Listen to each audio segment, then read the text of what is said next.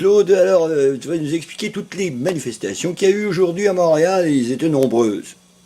Effectivement, Pierre, premièrement, à 9 h du matin, la CSN a manifesté en face du bureau du premier ministre Couillard, et là, ça a brassé la cage avec la police qui était habillée en clown, eux autres aussi, n'est-ce pas? Ils ont des stickers sur leur casque, mais pas sur leur matraque. Alors là, une nouvelle manifestation, cette fois-ci, c'était les jeunes du cégep Maisonneuve manifestaient, lançaient des bancs de parc. Ils m'ont couru après, j'ai été obligé de filer à 100 000 à l'heure sur la rue Sherbrooke, en plein dans l'heure des classes, ce qui n'était pas trop prudent de ma part. Alors là, j'ai croisé quelques huissiers de la ville de Montréal qui voulaient me saisir mon auto, alors j'ai bifurqué immédiatement sur la rue transversale, dont j'ai oublié le nom, pour m'enfuir directement à l'UQAM. À l'UQAM, j'arrive à une autre manifestation, mesdames, messieurs, là, ça lançait des chaises, des tables de cafétéria partout. Et c'était le chaos total à Montréal. Ils ont bloqué la rue Sherbrooke en pleine heure de pointe, ce qui est criminel. Et plus tard, à 10h30, c'était la FTQ qui a manifesté devant le bureau du ministre du Travail. Moi, j'ai toujours eu les mêmes conditions de travail et je me suis jamais plaint.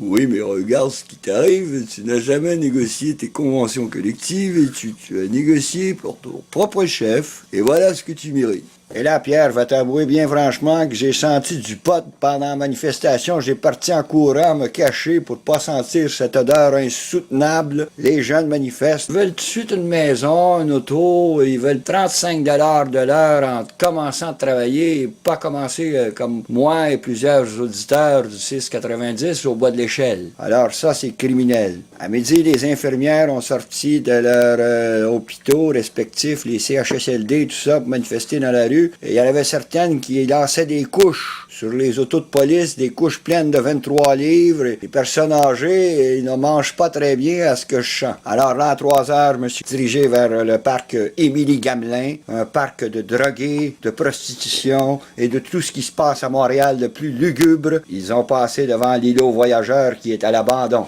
Ensuite, vers 1 h, le syndicat des Canadiens de la fonction publique manifestera devant le complexe Guy Favreau contre les coupures d'Ottawa de M. Harper, auquel je compte me présenter aux prochaines élections si mon casier judiciaire est vierge.